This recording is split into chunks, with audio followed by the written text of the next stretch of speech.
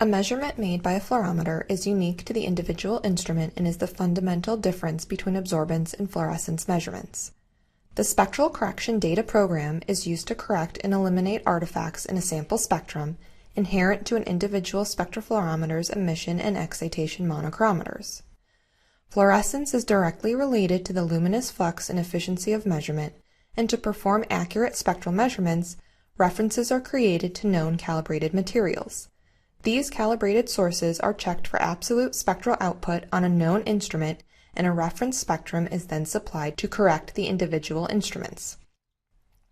Correction of the excitation and emission monochrometers can be performed using rhodamine B, a calibrated tungsten iodide light source, and a calibrated deuterium light source, or a calibrated detector. The source used to calibrate the monochrometers will depend on the wavelength region being probed. In this video, we will use rhodamine B and a tungsten calibrated light source to correct the excitation and emission monochrometers respectively.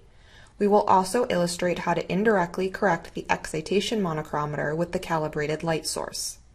Rhodamine B can be used to create correction data directly obtained by the excitation monochrometer and indirectly by the emission monochrometer between 200 and 600 nanometers. The tungsten iodide calibrated light source directly corrects the emission mono and indirectly the excitation mono between 350 and 1010 nanometers. A calibrated deuterium light source is also offered for the UV region. Since quantum yield measurements require integrating spheres, this correction data will be obtained with an integrating sphere. However, spectral correction can also be performed with the standard cell holder. The accessory used to measure the sample spectrum to be corrected must match the accessory used to obtain the correction data. This video will demonstrate how to perform a spectral correction for a specific sample with the intention of later performing quantum yield calculations. For example, our sample's excitation and emission wavelengths are 370 nanometers and 350 to 700 nanometers respectively. We will therefore only be obtaining corrected data for the excitation monochrometer between 300 and 400 nanometers and the emission monochrometer between 350 and 700 nanometers. However, since the wavelength range is only limited by the selected source, spectral corrections can also be performed for a wider wavelength range to cover a variety of samples and wavelengths. The spectral correction procedure will vary slightly for each calibrated source and accessory used, but the spectral correction software will walk you through each step. Double-click on spectral correction data to open the measurement program. When you first open the program, a preview of the last selected spectrum will be shown in the spectrum window.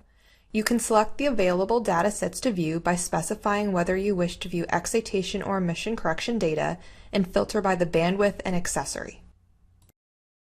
If this is your first time performing a spectral correction with a calibrated light source, you will first need to register the pattern file for said source. Go to Settings, Pattern File, insert the CD-ROM, and click Add. Click Open and then select the pattern file from the CD-ROM. Then click OK.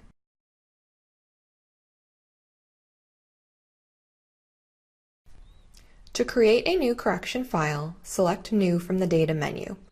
We will start with the emission correction data using the tungsten calibrated source. The emission bandwidth used for measuring the sample spectrum is 5 nanometers.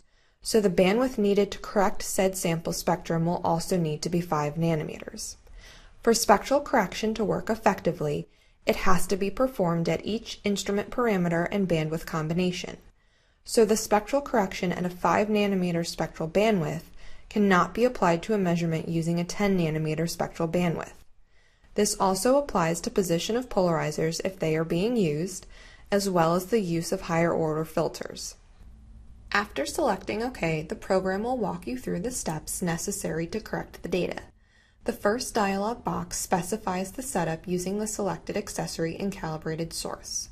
Place the white standard plates in the excitation light inlet and indirect excitation ports, turn the light source on, and select Next. Specify the emission wavelength range and a starting sensitivity.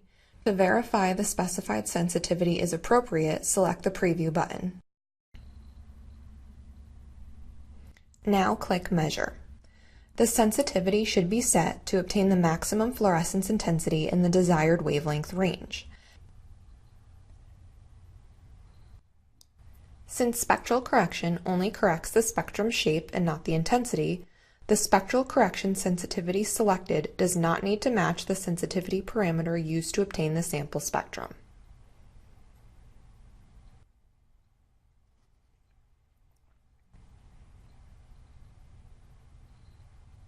You may need to test out a few different sensitivity parameters before you find the optimal one.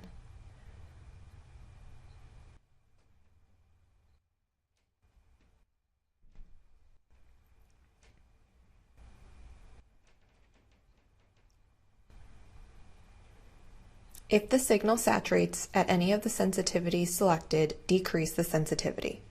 Once the optimal sensitivity parameter has been selected, close the preview box, enter or verify the sensitivity parameter in the measurement box, and select Measure.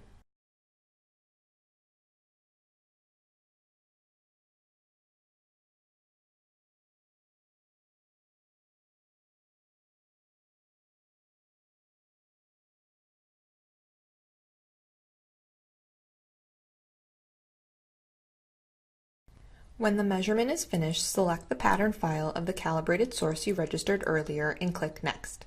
Choose the peak wavelength to normalize the spectrum on. Again, since the program corrects the spectral shape and not the intensity, the normalization wavelength is not critical.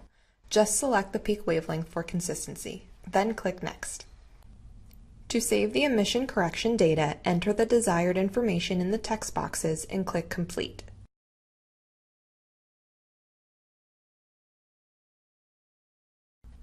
To perform the excitation correction using rhodamine B, go to Data New and select Excitation and rhodamine B under Correction Data and Method respectively. The excitation bandwidth used to obtain the sample spectrum that will later be corrected is 5 nanometers, so the bandwidth for the correction data is set to 5 nanometers. Select OK. Prepare for measuring the excitation correction data by placing rhodamine in the sample setting port. Keep the white standard plate in the indirect excitation port and insert a 3 mm aperture in the aperture holder of the integrating sphere. Make sure that if the tungsten calibrated light source is still connected, the light source has been turned off. Then select Next. Specify the excitation wavelength range in a starting sensitivity setting. Click Preview to make sure the optimal sensitivity has been chosen, as you did for the emission correction data.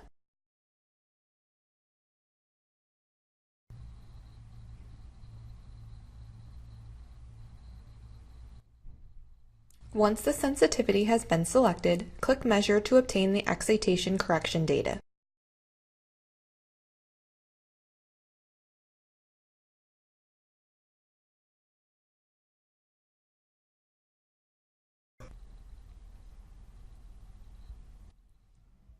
Now select the wavelength to normalize the spectrum on, click Next, and save the rhodamine B excitation correction data.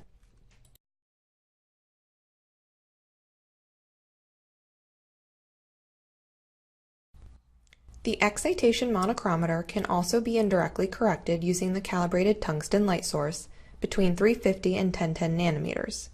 Indirect correction data can only be created by measuring or opening a previously measured companion correction data file. To correct the excitation spectrum using the calibrated tungsten source, select these parameters in the New Correction dialog box. Click Browse to select the previously corrected emission spectrum using the same calibrated light source. Once the emission spectrum has been selected, click OK and verify the standard white plates are in the necessary positions and that the light source is on. Then click Next. Specify the excitation wavelength range and click the Preview button to optimize the sensitivity parameter. Once the sensitivity parameter has been selected, click Measure to obtain the excitation correction data.